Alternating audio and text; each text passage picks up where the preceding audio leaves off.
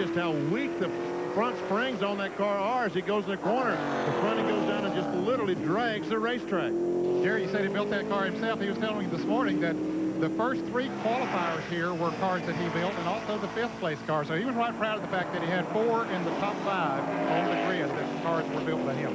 Plus, Ned, what he does, he's got 2 other cars in the field that he rents out. He calls it his RTO program, rent to own. Uh-oh.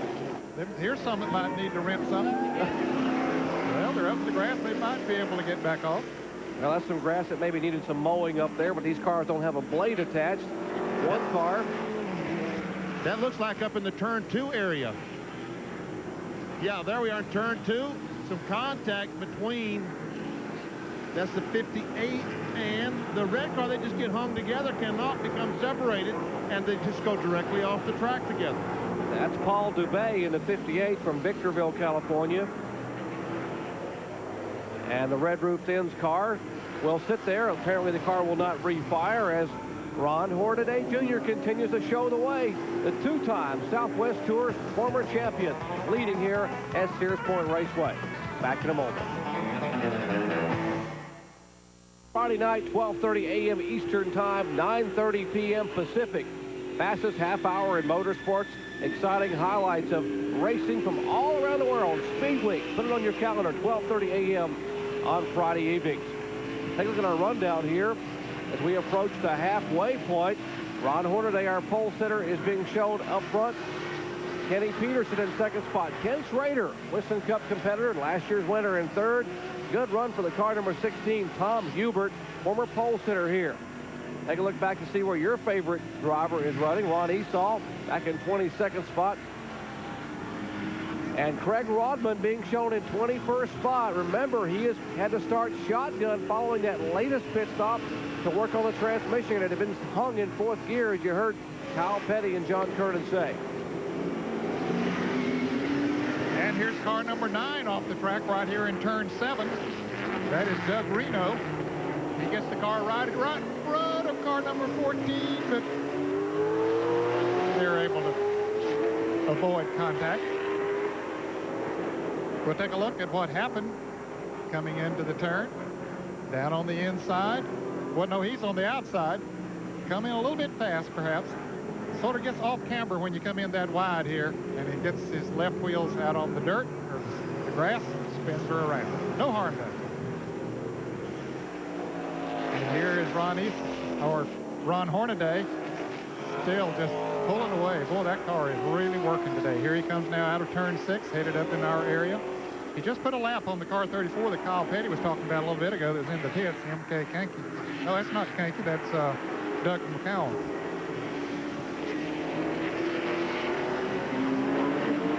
Now here is Schrader coming into the turn. He locks that right front brake coming into the turn. But he makes the turn okay. Ooh, a couple cars almost get together there. That Tom Hubert in the blue car is, the 16 is in 4th place. That red 10 car of Vic Rice is a couple of laps down. He is between right now Hubert and Schrader. There's Schrader in the AC Delco car. Rice and Tommy Hubert.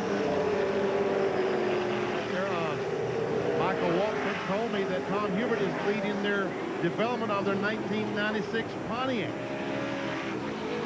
And there we see Craig Rodman has gone by Roy Teston, the 7 car.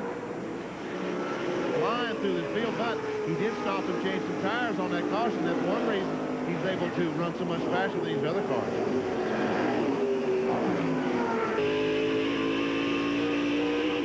He was 31st on the restart, Benny. He is now being shown in 20th position. And folks, that may now sound like a lot, but 11 spots on a road course in less than 4 laps, that is coming in a hurry. Talking about the car number 2 there, Craig Rodman, who you saw the in-car camera riding along with him. Started back in 9th position, the advantage of memory over Will Douglas.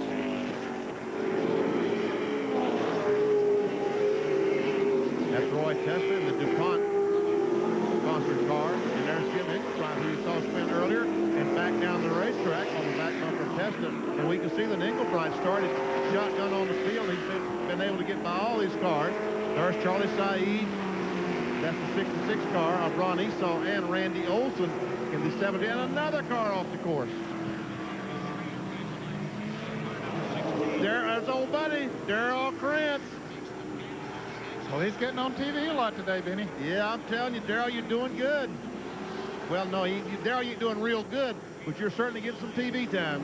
I told you he had a sponsor he was trying to impress today. It's called Kick. And you talk about he's been kicked out of the groove by about everybody on the racetrack today. It's a citrus soda produced by the RC Cola folks down in Florida, along with Paul and Ray. So a tough day for Darrell Krantz as you're riding along with Craig Rodman in the car number 2. And Kenny Schrader is coming in the pits, the third place car down pit road as we watch from Craig Rodman's in-car camera.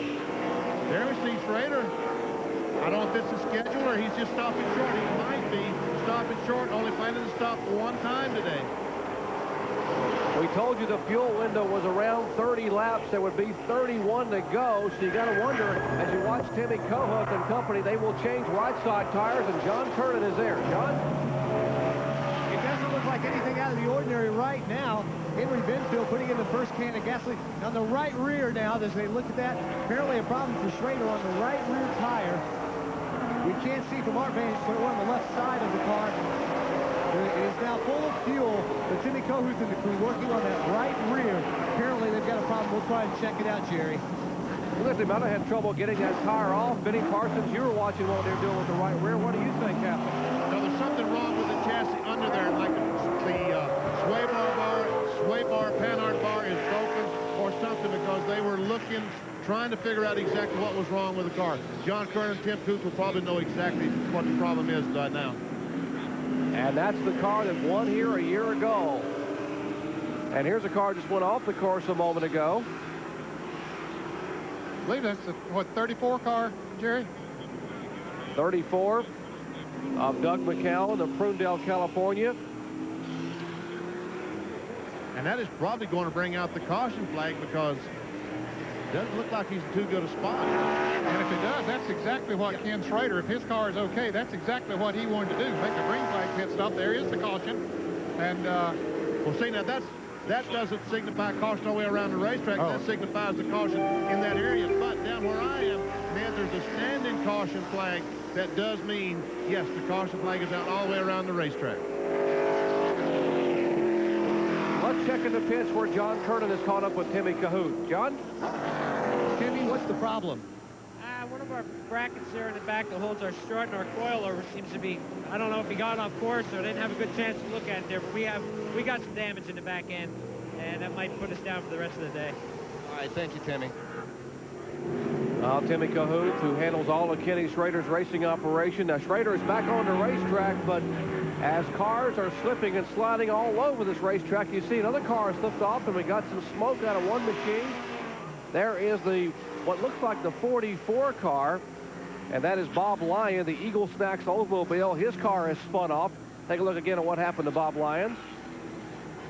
This is from the in-car camera on Craig Robbins. No, I'm sorry, this is and he and Troy Beebe make contact.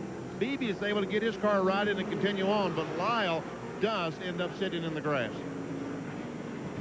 And here's how it started just a moment ago, this spin, as you take a look and see Beebe in the white car. he goes down on the inside and looks like he makes contact with the 44 car of Bob Lyon and spins him right on around. There it is again. See Lyon spinning around, and Beebe gets his car righted, almost has to stop, but keeps it going. And we are told to have a full course caution, second caution flag, lap number 21, as Bob Lyons, who is fifth in the point standings, right now sits in the grass under caution at Sears Point. Under caution, a full course caution for the second time today, and pit stops could become important as we are 21 laps in, and it looks like our leader, Benny Parsons, is headed toward you. Yes, you're the all-come. Hornaday goes by. Peterson goes by. Tom Hubert goes by. Kyle Petty up in Kenny Peterson's shop. Pit to you. Yeah, these guys were sitting here, and the crew chief said, stay off the wall. We're not coming unless the 97 comes. As soon as they saw him jump, they were ready for him. They're changing rear tires on these things. We went through this last time. This is something that you don't see in Winston Cup racing, but in road racing and a lot of type of short track racing, when they try to change the stagger or they're just wearing these tires out, they change both rear tires. Up to you, John. Ron Hornaday Jr. is in. Car already jacked up there. Likewise, changing rear tires. Second can of gasoline going in. Doug Richards says they should be able to make it. Ron Hornaday Jr. is down and away. He will win the race off pit road. Boy, great pit work there. Sam Gonzalez and the rest of the crew there in the Victory Circle chassis car. Ron Hornaday. And Hubert was able to take over second place coming out of the pits. Tommy Hubert, the blue car we saw right behind Hornaday. And here goes Peterson, and he's going to lose several spots during this pit stop as John Cox is able to get in front of him in the St. Mark car. Let's take a look at what happened a moment ago. Under caution, someone took a wild ride down toward turn 10 near Benny Parsons. Well, that's turn 9. He comes through, and he gets the car just a little out of shape. We can see the wheels turn back as he's trying to save it. He does save it, but then he goes the other way, and then he goes the other way. And finally, he cannot keep up, and look out, tires. Yes, we missed him. Uh-oh, I spoke too soon. Thought it was a great job of driving, but Kyle Petty. I'm hearing Ken Peterson's pit again. They're arguing with the NASCAR official. See the crew holding their arms up? See the crew holding their arms up? They're counting. They're saying they had too many men over the wall. They're saying he left pit road too fast. The man's running second in the race. Now they're all arguing, and these guys are saying, not me, I wasn't over the wall. They had one too many guys over the wall. If you go back and look at it, the guy kept jumping over in the front of the car, and nobody saw him, guys. And what a tough break for Kenny Peterson, a former winner here at Sears Point Raceway. You don't want to have to come back and go to the end of that line because we of had the road 7. course. We counted for all 7 by hand raise. We know we didn't have 8 over the wall. We had tire guy, tire guy, gas guy, catch can guy, me and a car carrier. All 7.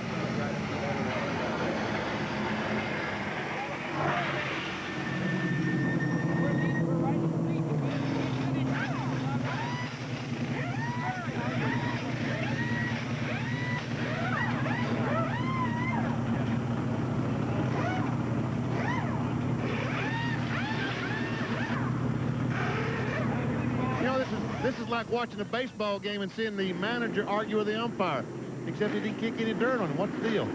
Plus, he didn't throw him out of the game either, which is... Exactly. And the NASCAR official and the umpire ordinarily win those, and that's what happened there. You see Bob Lyons, car number 44, getting moved off the racetrack, getting an assist.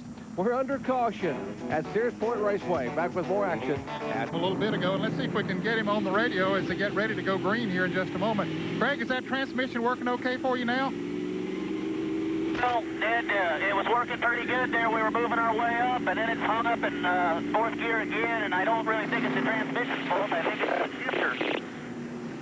Well, you're coming right in front of my position here now in turn 7. You look pretty good coming through here. You made up a lot of spots there onto the green. Can you take those in front of you? I think I can get by them. It might take me a couple of laps, but we got a lot of... Nope. I'll be up there at the end. Okay, go get them. Well, that's the car number 2 we're talking about. That's Craig Rodman, currently being shown in 12th position. And he's right behind the car number 20 of Englebright, Jim Englebright, who is in 11th spot. Let's go to Benny Parsons. And Kyle Petty, what a great track back, because that's exactly what Craig Rodman said. He said it's hung in fourth gear again, but I don't think it's a transmission. I think it's a shifter. Exactly what you said, big boy. You're doing good.